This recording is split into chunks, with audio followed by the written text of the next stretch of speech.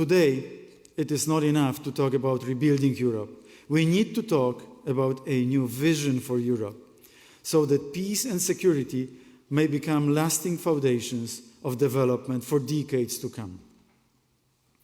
If the last few months can be considered successful in any way, it is certainly due to cooperation in the field of security.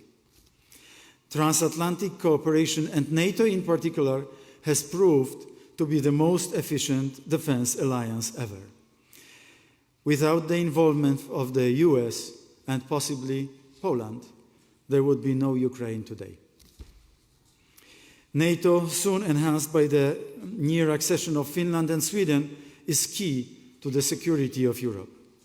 It needs to be strengthened and developed.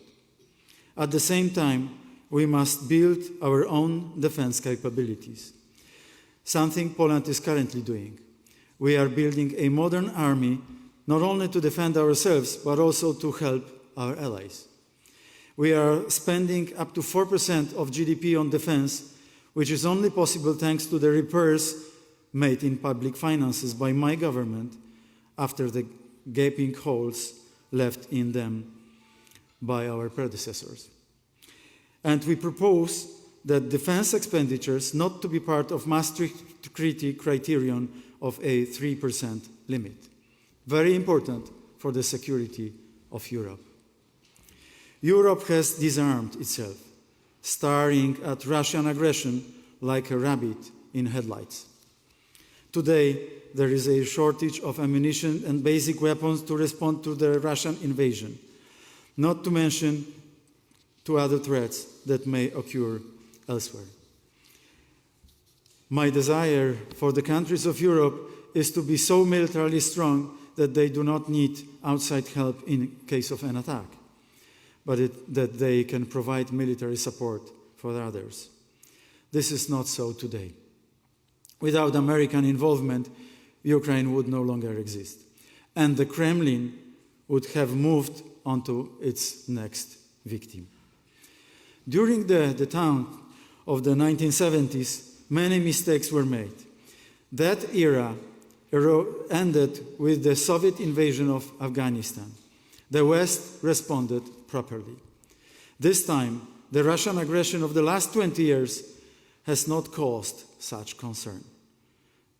Sobriety came late on February 24th, 2022. Now, what else is needed to strengthen Europe's position? We all remember Bill Clinton's campaign slogan, "It's the economy, stupid." In those days, almost everyone believed that money was a cure-all drug.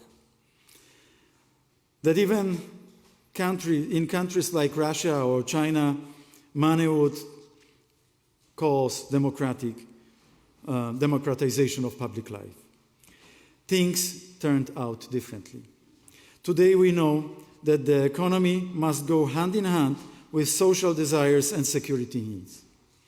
Many of the problems of modern Europe stem from the frustration of young people whose prospects are often worse than those of their parents. The middle class is eroding everywhere in Europe. A world in which the richest 1% accumulates more wealth than the remaining 99% is outrageous. And this is happening today. Tax havens, which might more aptly be called tax hells, rob the middle class and the state budgets of Germany, France, Spain, Poland, Baden-Württemberg, and many others.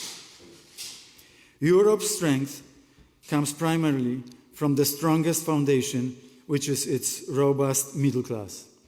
They believe that prosperity and growth can be shared not only by a group of rich, but by society as a whole, has been the driving force behind the development of the West since the 50s, or since the end of the Second World War. Unfortunately, this conviction is disappearing, and inequality is increasing.